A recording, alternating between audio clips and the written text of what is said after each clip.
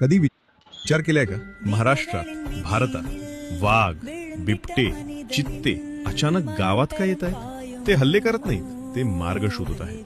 कारण जिथे कधी त्यांची आई शिकारीला जायची तिथे आज सिमेंट उभा आहे. जिथे पिल्लं खेळायची तिथे आज महामार्ग आहे. जंगल कमी झालं, घर तुटलं आणि मग आपण म्हणतो हे प्राणी खूप खतरनाक झालेत. पण एक प्रश्न स्वतःला विचारा, आपण त्यांच्या घरात गेलो की ते आपल्या गृहप्रवेश आले. जंगल फक्त झाडांचं नसतं, ते भावनांचं असतं, ते संतुलनाचं असतं आणि प्रत्येक प्राणी त्या जंगलाचा श्वास असतो. वाघ म्हणजे फक्त ताकद नाही, तो जंगलाचा रक्षक आहे. बिबट्या म्हणजे भीती नाही, तो निसर्गाचा संतुलक आहे. चित्ता म्हणजे वेग नाही, तो पर्यावरणाची आशा आहे.